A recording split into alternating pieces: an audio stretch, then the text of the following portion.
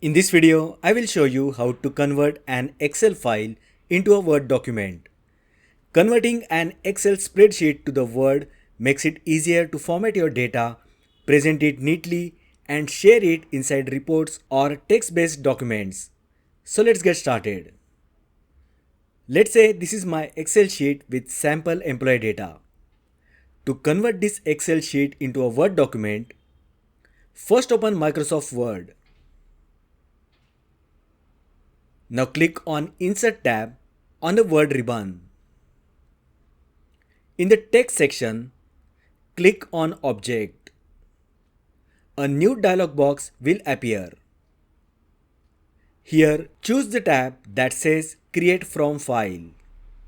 Next, click on Browse button to select the Excel file that you want to convert to Word document.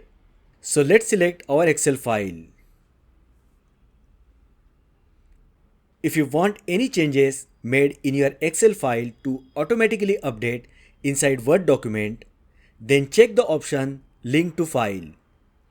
If this is not needed, then just leave this option unchecked. Now click OK and wait for a couple of seconds.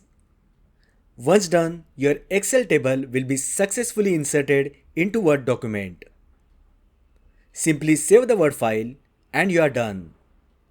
So that is how you can convert an Excel file into a Word document. If you found this video helpful, then like the video, share with your friends and subscribe to my channel. Thanks for watching and I will see you in the next video.